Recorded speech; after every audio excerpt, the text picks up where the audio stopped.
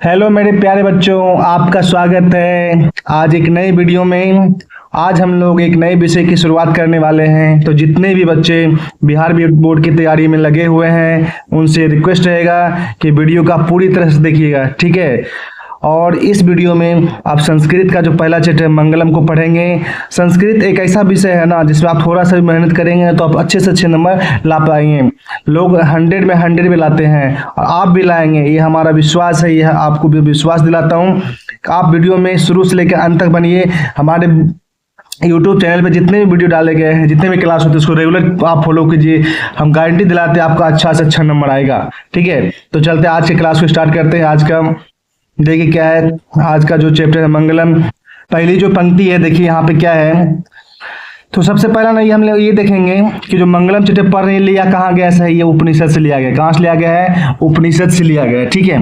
तो इसके बारे में हम लोग देखिए, इस पंक्ति को पूरी तरह से देखेंगे और इसके अर्थ को समझेंगे, ठीक है। और उसके बाद उसकी व्याख्या भी करेंगे। देखते हैं क्या कह रहा है। देख कह रहा है इसमें कि उपनिषद वैदिक वाङ्मयस्य अंतिमे भागे, मतलब उपनिषद जो है वैदिक साहित्य के अंतिम भाग से है ना, अंतिम भाग में दर्शन शास्त्र क्या है, दर्शन शास्त्र के सिद्धांत प्रकट करता है ना। तो उपनिषद वैदिक साहित्य के अंतिम भाग में दर्शन शास्त्र के सिद्धांत को क्या करता है? प्रकट करता है, ठीक है। कहने का मतलब उपनिषद जो होता है ये वैदिक साहित्य का क्या है? अंतिम भाग है, ठीक है। सर्वत्र परम पुरुष से परमात्मना महिमा प्राधान्या गीयतो, ठीक है। तो इसमें देखिए क्या है, इस उपनिषद में मतलब मंगलम चैप्टर में एक व्यक्ति है जो भगवान की महिमा का गुणगान कर रहा है, ठीक है। वो इन सभी बातों को बता रहा है। तो क्या कर रहा है कि सर्वत्र सभी जगह जो परम पुरुष है वो कौन है? परम पुरुष क्या है? परमात्मा है। क्या है? परम पुरुष कौन है? परमात्मा है ना। और वो क्या है? परम है, मतलब सबसे बड़े हैं, सबसे महान है। तो महिमा प्राधान्य गीयतो, उनकी महिमा का प्रधानता का गीयतो का मतलब क्या? तो गुणगान करते हैं, ठीक है। तो सभी जगह जो है वो परम पुरुष जो है, वो परम पुरुष कौन है? वो महान पुरुष कौन है? वो है हमारे प्रभु, हमारे भगवान है ना। तो उनकी महिमा का क्या किया जा रहा है? गुणगान किया जा रहा है। वो परमात्मा, तीन परमात्मा जगत व्याप्यम अनुशास्तम है ना। और वो जो परमात्मा है वो जगत में सभी जगह क्या है? व्याप्त है। क्या है? सभी जगह व्याप्त है। सौ एव सर्वेशाम तपसाम परमम लक्ष्यम, ठीक है। तो सभी का जो लक्ष्य होता है, जितने भी लोग होते हैं जो साधना करते हैं, तपस्या करते हैं ना, तपसाम परम लक्ष्यम, तो उन लोगों का जो सर्वोच्च लक्ष्य होता है वो सर्वोच्च लक्ष्य क्या होता है? वो क्या होता है? परमात्मा ही होता है। वो सर्वोच्च लक्ष्य क्या होता है? क्या होता है? सर्वोच्च लक्ष्य क्या होता है? परमात्मा होता है। क्या होता है? परमात्मा होता है, ठीक है। अब करें अस्मिन पाठे, इस पाठ में परमात्मम परम उपनिषदम पंच है ना, पंच आत्मिका पंच मंत्रा संकलिता संति, ठीक है। तो इस पाठ में जो है परमात्मा से संबंधित, इस पाठ में जो परमात्मा से संबंधित 5 मंत्र हैं है ना, उपनिषद के जो 5 मंत्र हैं उसको संकलित किया गया है ना। तो कहाँ संकलित किया गया है? तो उपनिषद के मंगलम चैप्टर में है ना। तो हम लोग देखते हैं आगे। तो अब इसका जो मुख्य अर्थ है, शाब्दिक अर्थ है, उसको भी देख लेते हैं। तो मैंने तो अर्थ बताया, अब इसका पूरी व्याख्या भी देख लेंगे। तो क्या कह रहा है? उपनिषद वैदिक साहित्य का अंतिम भाग है। क्या है? उपनिषद जो है वैदिक साहित्य का अंतिम भाग है। अगर प्रश्न आए कि उपनिषद जो है किसका अंतिम भाग है, तो वैदिक साहित्य का अंतिम भाग है, ठीक है। इनमें दर्शन शास्त्र के सिद्धांतों का वर्णन किया गया है। पूछा जाएगा कि इसमें किसका वर्णन किया गया है? दर्शन शास्त्र के सिद्धांतों का। और याद रखना कि ऑब्जेक्टिव प्रश्न आपको यहीं से बनेंगे। अगर पूरी व्याख्या को आप समझेंगे ना तो हर एक ऑब्जेक्टिव आपको आसानी से बन पाएगा, ठीक है। तो देखिए क्या कर रहा है, वेद हो, व्याख्या हो, व्याख्या हो, संख्या हो, इन सभी विषय जो है ना परम पुरुष, ठीक है, अर्थात परमात्मा की महिमा ही है। जितने चीज भी है, वेद हो, उनकी व्याख्या हो, संख्या हो, वो सब क्या है? वो परमात्मा की महिमा है, ठीक है।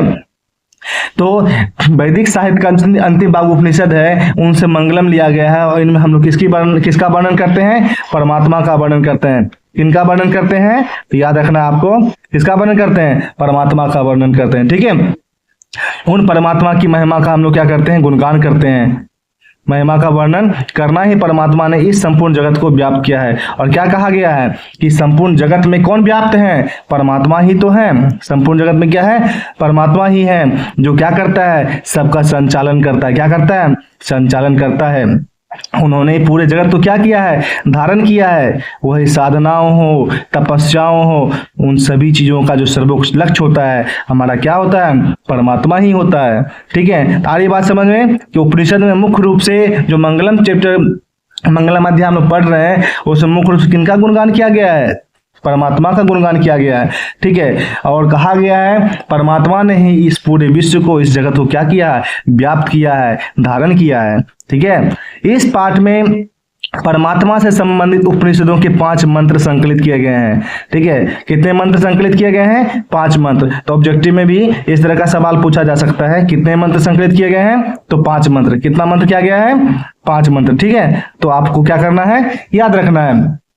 अब चलते हैं, तो जितने सारे भी 5 मंत्र हैं, इन सभी मंत्रों को हम बारी बारी से क्या करेंगे? उसका अध्ययन करेंगे, उसका अर्थ समझेंगे। ठीक है, आप शुरू से लेकर अंत तक देखिएगा, आपको एक भी डाउट नहीं रहेगा। ठीक है, और पूरी चीजों को आप ध्यान से याद रखेंगे तो एग्जाम में अगर आपने याद भी नहीं किया ना, तो जो थोड़ा मन में बहुत कुछ याद रहेगा आप उसको लिख पाएंगे। ठीक है, अब देखिए आगे क्या, देखिए आपका जो अगला है वो है प्रथम श्लोक, है ना। 5 मंत्र जो दिया गया है, उस 5 मंत्र में आपका ये पहला मंत्र है। पहला मंत्र क्या कह रहा है? हिरण्मयेन हिरण्मयेन पात्रेण सत्यस्य अपिहितम मुखम तत्वम पूषण अपावृणु सत्य धर्माय दृष्टि। तो इसका अर्थ क्या है? देखिए, इसका अर्थ एकदम आराम समझिए, एकदम बेफिक्र होगा, कोई टेंशन नहीं लेना है, पूरा तरह से आपके दिमाग में ये चीज घुसेगा। हिरण्मयेन, हिरण्मयेन का मतलब क्या होता है? सोने से ढका हुआ, है ना, सोने से ढका हुआ। ठीक है, सोने जैसे आवरण से ढका हुआ। पात्रेण का मतलब क्या? पात्र मतलब होता है बर्तन। पात्र का मतलब क्या होता है? बर्तन। सत्यस्य, सत्यस्य और अपिहितम दोनों मिलकर क्या बन गया है? सत्यस्य अपिहितम। सत्यस्य है क्या है? सत्यस्य, है ना, सत्यस्य प्लस अपिहितम, अपिहितम, सत्यस्य अपिहितम। ठीक है, तो सत्य का अपिहितम मतलब ढका हुआ है। क्या चीज ढका हुआ है? मुख ढका हुआ है। तो सोने जैसे आवरण से, बर्तन से सत्य का मुंह क्या है? ढका हुआ है। तत्वम पूषण अपावृणु सत्य धर्माय दृष्टि, है ना, पूषण अपावृणु, है ना। तो उस आवरण को, यहाँ पर पूषण का अर्थ क्या हो गया? पूषण का अर्थ हो गया सूर्य, है ना। पूषण का अर्थ क्या हो गया? सूर्य। अपावृणु सत्य धर्माय दृष्टि, मतलब क्या हुआ? इस मंत्र का जो शाब्दिक अर्थ क्या कर रहा है कि हे पूषण, हे सूर्य, क्या कह रहा है? हे सूर्य, सत्य का मुंह, सत्य का मुंह जो है वो सोने जैसे ज्योतिर्मय आवरण से ढका हुआ है ना। सोने जैसे स्वर्णमय आवरण से ढका हुआ है, सोने जैसे आवरण से ढका हुआ है, सोने जैसे ज्योतिर्मय पात्र से सत्य का मुंह क्या है? ढका हुआ है। कृपया आप उस आवरण को, है ना, उस आवरण को, उस चादर को जो सत्य के मुंह को ढक रखा है, ठीक है, उसको आप क्या कीजिए? जो सत्य का अनुसरण करने वाले लोग हैं, जो सत्य के मार्ग पर चलने वाले लोग हैं, उसके लिए, और जो परम सत्य का दर्शन करना चाहते हैं उसके लिए, ठीक है, उस आवरण को आप क्या कीजिए? हटा दीजिए, उस चादर को आप हटा दीजिए, ताकि लोग जो सत्य का अनुसरण करते हैं, परम सत्य का दर्शन करना चाहते हैं, है ना, वो क्या करके करेंगे? उस सत्य को जान सकेंगे। ठीक है, तो इसका जो है एक बार आप फिर से देख लीजिए क्या कह रहा है कि हे पूषण, है ना, हे सूर्य देवता, सत्य का मुंह आपने क्या किया है? सोने जैसे ज्योतिर्मय पात्र से आपने ढक रखा है। ठीक है, आप कृपया करके उस आवरण को, उस चादर को हटा दीजिए, ताकि सत्य का अनुसरण करने वाले लोग उस परम सत्य का दर्शन कर सके, अर्थात उस सत्य को जान सके। ठीक है, और उस परमात्मा को, ये सत्य क्या है, तो सत्य क्या है, परमात्मा है, और उस परमात्मा को क्या करेंगे, जान पाएंगे, है ना, उनका अनुभव प्राप्त कर पाएंगे, उनको अपने अंदर क्या करेंगे, संग्रहित कर पाएंगे। ठीक है, अपने अंदर अर्पित कर पाएंगे। तो समझ में आई बात।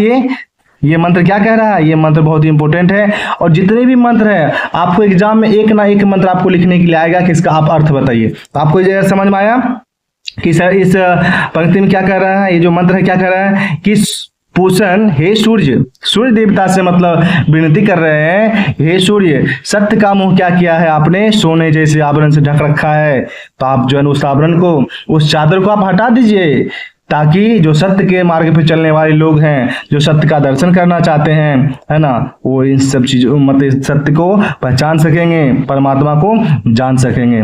ठीक है, तो उम्मीद करते हैं आपको बहुत अच्छे ढंग से समझ में आ रहा होगा। अब चलते हैं अगले मंत्र की तरफ।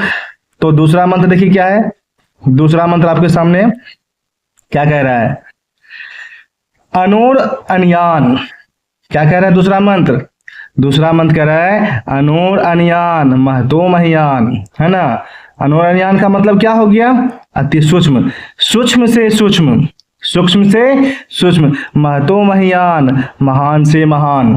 ठीक है, छोटे से छोटे और महान से महान। अनु और अनयान का मतलब क्या होगा, अनु, अनु, अनु का मतलब क्या, छोटे कण, क्या होता है, छोटे कण। तो अनु और अनयान महतो महियान मतलब छोटे से छोटे और महान से महान। ठीक है, क्या है कि छोटे और महान, तो छोटे से छोटे और महान से महान। आत्मस्य जंतोर निहितो गुहायाम, जंतुर नहीं होता मनुष्य के, मनुष्य के, गुहायाम का मतलब होता क्या होता है, हृदय, गुफा, है ना, गुहायाम मतलब हृदय रूपी गुफा, मनुष्य के हृदय रूपी गुफा में क्या करता है, निवास करता है। तो कह रहा है यहाँ पे कि परमात्मा जो होते हैं वो क्या होते हैं, परमात्मा क्या है, अति सूक्ष्म है, महान है, और वह प्रत्येक प्राणी के हृदय में क्या है, स्थित है। इसलिए कहा गया है अनोर अनयान महतो महियान, छोटे से छोटे और महान से महान आत्मा मनुष्य के, प्राणी के हृदय रूपी गुफा में क्या करते हैं, निवास करते हैं। तम क्रतुः पश्यति, क्या कह रहा है, देखिए, तम क्रतुः पश्यति बीत शोको धातु प्रसादानाम महिमा आत्मनः। ठीक है, तो मनुष्य क्या करता है, बीत शोको, शोक से मुक्त हो जाता है। ठीक है, पश्यति मतलब जानकर, देखकर। ठीक है, तम कर्तु शुद्ध भाव से, निस्वार्थ निष्काम वाला मन वाला जो मनुष्य होता है, उन सभी को जानकर क्या होता है, शोक से मुक्त हो जाता है।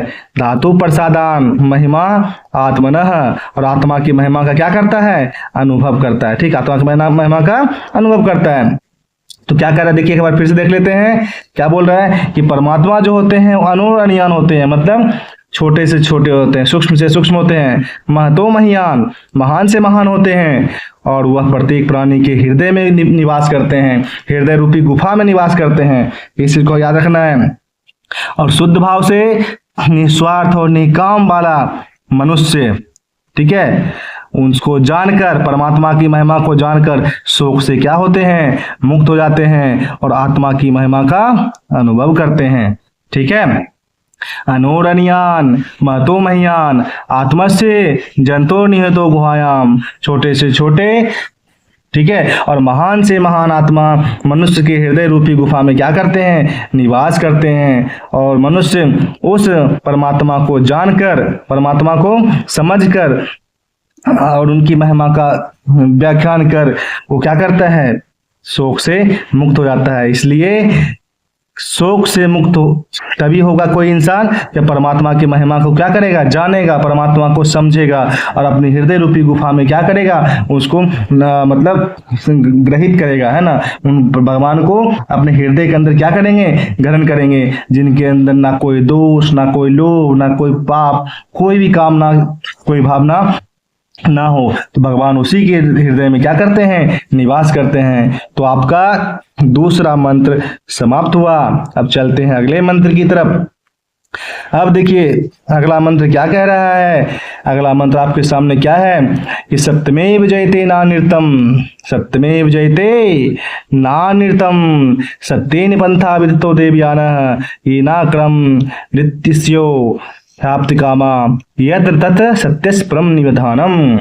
तो क्या बोल रहा है कि सत्यमेव जयते, सत्य की विजय होती है। क्या कह रहा है, सत्य की विजय होती है, ना निर्तम, ना कि असत्य की।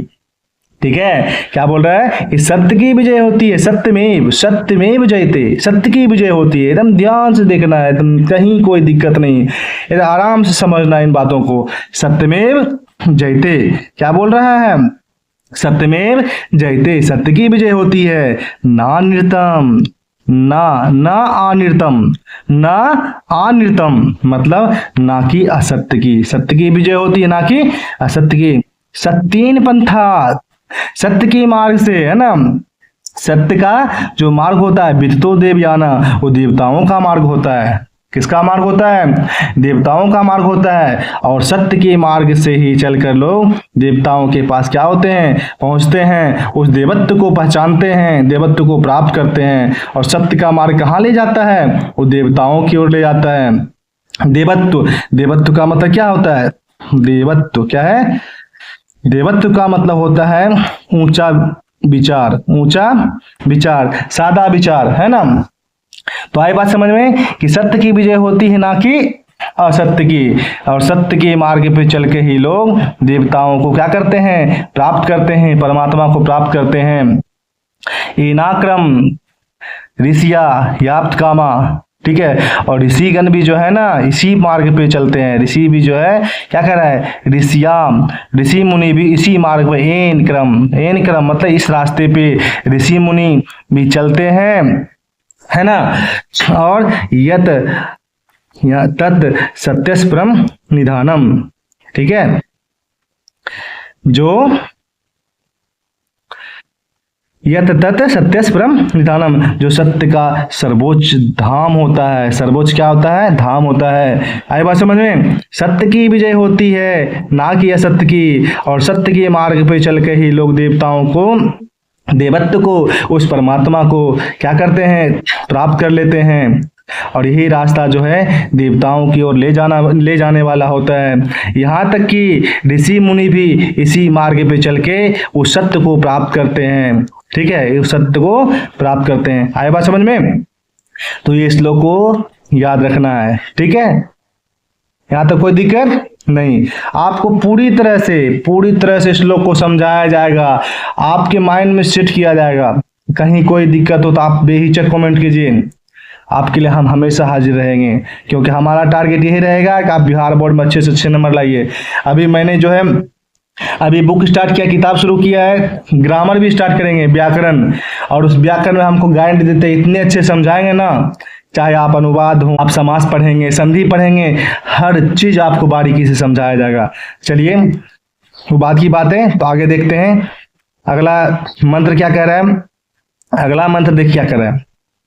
अगला मंत्र आपके सामने है, यथा नद्या स्वनंदमाना, यथा नद्या स्वंद माना समुद्रे स्तम गच्छन्ति नाम रूपे विहाय तथा विद्वान नाम रूपाद विमुक्तः परम पुरुष मुपैति दिव्याम। ठीक है, तो क्या बोल रहा है यहाँ पे, या थोड़ा सा देख लीजिए इसको आप। यथा नद्या, जिस प्रकार नदियां स्वंद माना समुद्रे, स्तम गच्छन्ति इस तरह जाती है, नाम रूपे विहाय, विहाय मतलब छोड़कर, नाम रूप को। तो जिस प्रकार नदियां अपने नाम को त्याग लेती है और समुद्र में विलीन हो जाती है, जब नदियां बहती है और समुद्र में गिरती है तो कौन सी नदियां है, गंगा है, ब्रह्मपुत्र है, क्या है, कुछ भी पता नहीं होता है। वो समुद्र में क्या होते हैं, विलीन हो जाते हैं। ठीक है, समुद्र में विलीन हो जाते हैं। उसी तरह विद्वान पुरुष जो होते हैं, विद्वान नाम रूप पाद विमुक्त, अब विद्वान पुरुष भी क्या होते हैं, अपने नाम को क्या करते हैं, त्याग देते हैं। अपने नाम को, अपने रूप को त्याग कर प्राप्त करते हैं। किसको, पुरुषत्व को प्राप्त करते हैं। उस दिव्य पुरुषत्व को क्या करते हैं, प्राप्त करते हैं। और दिव्य पुरुषत्व क्या होते हैं, तो दिव्य पुरुषत्व क्या होते हैं, ये हमारे परमात्मा होते हैं। क्या होते हैं, ये परमात्मा होते हैं। ठीक है, तो जो ये जो मंत्र है इसका शाब्दिक अर्थ क्या हो गया, इसका अर्थ क्या हो गया कि जिस प्रकार यथा नद्या सुंदमाना समुद्रे स्तम गच्छन्ति नाम रूपे विहाय, जिस प्रकार समुद्र में नदियां अपने नाम को त्याग कर, अपने नाम रूप को छोड़कर समुद्र में मिल जाती है, उसी प्रकार विद्वान पुरुष भी अपने नाम को त्याग कर वो परम पुरुषत्व को क्या करता है, प्राप्त करता है। जिस प्रकार नदियां अपना नाम और रूप छोड़कर समुद्र में मिल जाती है, उसी प्रकार ज्ञानी पुरुष नाम और रूप से मुक्त होकर परम दिव्य पुरुष अर्थात परमात्मा को प्राप्त करते हैं। और वो लोग क्या करते हैं, परमात्मा को जान पाते हैं। तो परमात्मा को जानने के लिए अपने रूप को, अपने नाम को क्या करना होगा, त्यागना होगा। अपने पुरुषत्व पर, उस पुरुषत्व को प्राप्त करने के लिए, जो दिव्य पुरुषत्व है उसको प्राप्त करने के लिए हमें क्या होगा, नाम को और रूप को त्यागना पड़ेगा। जिस प्रकार की नदियां अपने नाम को छोड़कर त्याग कर समुद्र में क्या हो जाती है, विलीन हो जाती है। तब देखते हैं अगला मंत्र। अगला मंत्र क्या है, अगला मंत्र क्या है, देखिए यहाँ पे अगला मंत्र समझिए कि वेद अहम तम, वेदामितम पुरुषम महांतम। ठीक है, वेदामितम पुरुषम महानतम, जो पुरुष जो है वेद को जान चुका है ना, वेद को जान चुका है, वो क्या है, वो महान है। ठीक है, वो महान है। आदित्य वर्ण तम सह प्रस्तात् तमे विद्युति मृत्युमेति नान्या पंथा वित्ते अन्य अयनाय। मैं उस महान पुरुष को जानता हूँ जो सूर्य के समान क्या है, तेजस्वी है। आदित्य वर्ण तमसा, आदित्य किसको कहा जाता है, आप देखते हैं ना, कहते हैं आदित्य देवा। छठ पर्व में भी सुनते हैं आदित्य देवा, किसको बोलते हैं, सूर्य देवता को बोलते हैं। तो क्या कर रहा है, मैं उस महान पुरुष को जान चुका हूँ, मैं उस महान पुरुष को जान चुका हूँ जो सूर्य के समान क्या है, तेजस्वी है। ठीक है, तमस अज्ञान रूपी अहंकार परस्तात पड़े हैं। ठीक है, तो क्या कर रहा है, वेद अहम, मैं जान चुका हूं उस पुरुष को, उस महान आत्मा को जो सूर्य के समान कैसा है, समान तेजस्वी है और अज्ञान रूपी अंधकार से परे हैं। अज्ञान रूपी अंधकार से क्या है, परे हैं। तमेव विदित्वाति मृत्युमेति, केवल उसी को जानकर मनुष्य मृत्यु के बंधन से क्या होते हैं, मुक्त हो जाते। नान्या पंथा विद्यते अयनाय, इसके अलावा कोई दूसरा मार्ग है ही नहीं। नान्य मतलब नान्य, कोई भी रास्ता, पंथ मतलब रास्ता, विद्यते अयनाय है ना, मुक्ति का इसके अलावा कोई दूसरा रास्ता नहीं है। इस पंक्ति को, इस मंत्र को एक बार फिर से देख लेते हैं। वेदहमितम पुरुषम महांतम आदित्य वर्ण तम सह प्रस्तात् तमेव विदित्वाति मृत्युमेति नान्या पंथा विद्यते। कहने का मतलब, मैं उस महान पुरुष को जानता हूं जो सूर्य के समान क्या है, तेजस्वी है, अज्ञान रूपी अंधकार से परे हैं।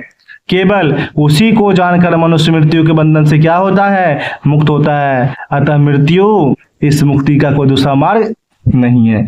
आया बात समझ में। तो जिस व्यक्ति ने इस परमात्मा को जान लिया है, इस पुरुषत्व को जान लिया है, इस दिव्यता को जान लिया है, उसने परम पुरुषत्व को, परम सुख को प्राप्त किया है। और परम सुख क्या है, तो उस मार्ग पे चलना, जो मार्ग किस चीज का हो, सत्य का मार्ग हो। क्योंकि आपको पता है कि सत्य की विजय होती है, सत्य की नहीं। ठीक है, तो आज का जो ये आपने मंगलम चैप्टर जो पढ़ रहे हैं, आपने पढ़ा ये चैप्टर, आपको कैसा लगा, ये चैप्टर आपको कैसा लगा, आप बताइएगा। क्योंकि इस चैप्टर से आपको कम से कम जो है ना एग्जाम में एक श्लोक, एक मंत्र, ठीक है, और 2 ऑब्जेक्टिव क्वेश्चन आपको पूछे जाएंगे। और ये चैप्टर जो है बहुत ही इंपॉर्टेंट है। तो आप लोग ये बताइएगा कि आपने मंगलम पढ़ा, कितना समझ में आया, नहीं आया, एकदम बेफिक्र होकर बताइएगा। और अगर आपको वीडियो अच्छा लगा हो, क्लास आज का अच्छा लगा हो, तो वीडियो को एक जो है लाइक कर दीजिएगा, हमारे चैनल को सब्सक्राइब कर दीजिएगा। और आपके लिए हम ढेर सारा वीडियो लाएंगे, एकदम से बेहतरीन वीडियो लाएंगे, जो यूट्यूब पर आपको कोई पढ़ाया भी नहीं होगा, उस तरह से आपको बिहार बोर्ड की हम तैयारी करवाएंगे। बस आपसे उम्मीद यही रहेगा, आप सिर्फ सपोर्ट करते जाइए और आपके लिए हम मेहनत दिन रात करेंगे। तो आज के लिए बस इतना ही। आप लोगों का बहुत बहुत धन्यवाद।